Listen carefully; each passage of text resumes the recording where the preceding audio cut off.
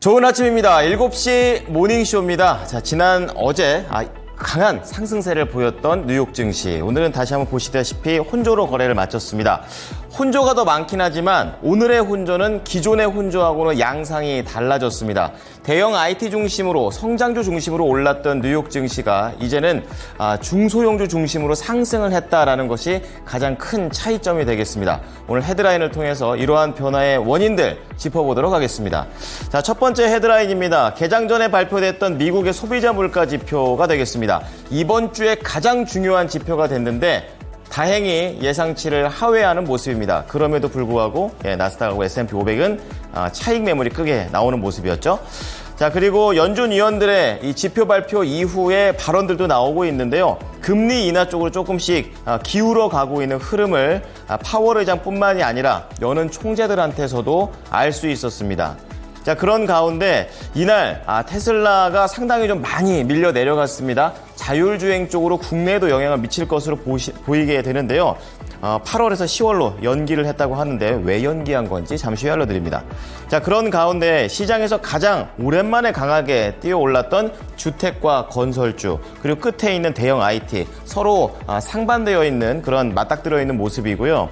실적 발표를 했던 델타 항공과 긍정적인 중국 소비주에 대한 그런 내용들 잠시 후에 알아보겠습니다. 자, 그런 가운데 6개 주요한 이슈들이 준비가 되어 있는데요. 반도체와 관련된 긍정적인 내용들 계속 나오고 있고요.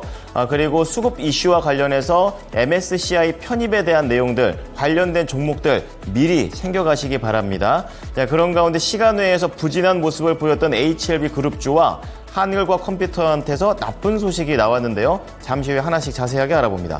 자, 그런 가운데 증권사 리포트 3가지가 있습니다. 오늘도 2개의 종목이 목표가 상향 조정됐습니다. 대표적으로 현대차가 목표가가 상향되면서 마진이 역대 최대다라는 그런 얘기가 있고요. 키움증권도 좋습니다. 목표가 상향 조정, 본업이 강화된다라는 긍정적인 내용입니다.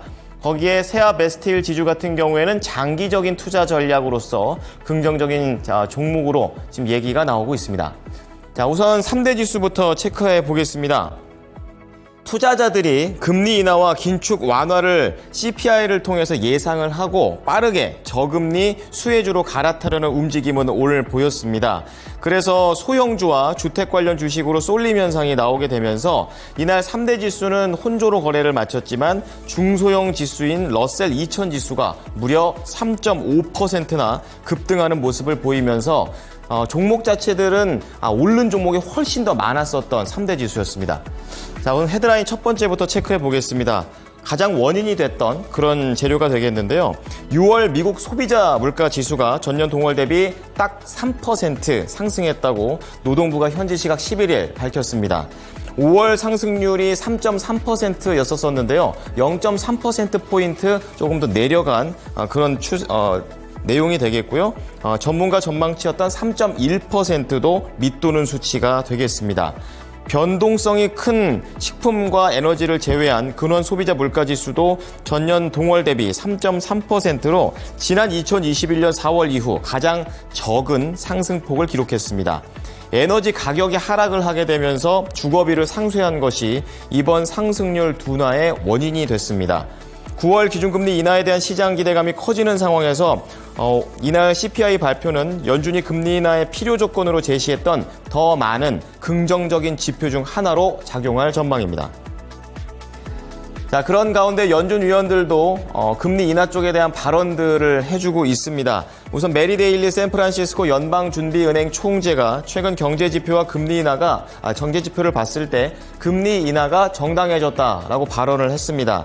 그래서 이달 말 회의를 비롯해서 앞으로 회의까지 정책 조정을 검토할 가능성도 배제하지 않았다라고 말을 했는데요. 좀 세부적으로 현지 시간 11일 데일리 총재는 고용과 인플레이션, GDP 성장률, 그리고 경제 전망을 포함해서 오늘 우리가 얻은 정보를 볼 때 일부 정책 조정이 정당화할 것으로 보인다라고 얘기를 했고요. 다만 이제 정확하게 그 일이 언제 일어날지는 아직 불분명하다라고도 얘기를 했습니다.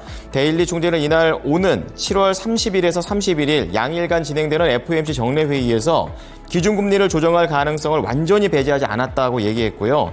또 모든 회의에서 가능성이 있고 회의 전까지 더 많은 데이터를 확보하면서 보겠다라고 얘기했습니다.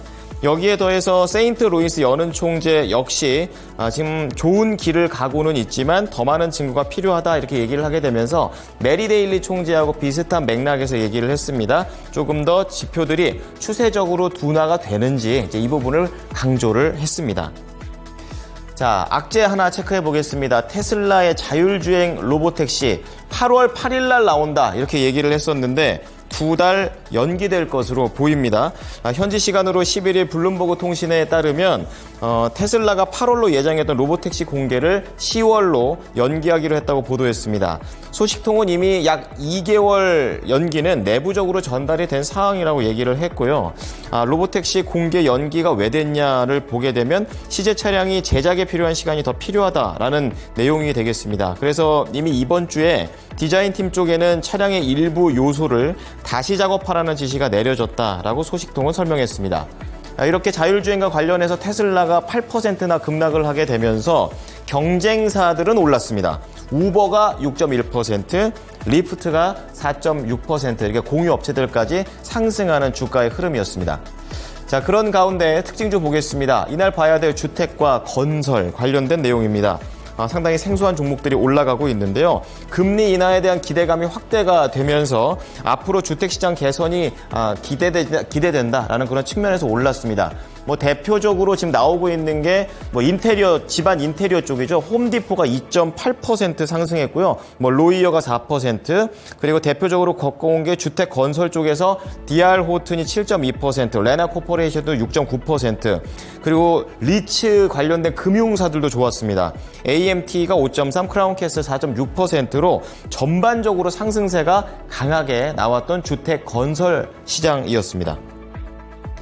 자, 두 번째로 봐야 될 것은 실적으로 움직였었던 델타항공이 되겠는데요. 실적이 안 좋았습니다. 다음 분기 매출 성장 전망치가 예상치를 하회하게 되면서 부진한 모습을 보였습니다.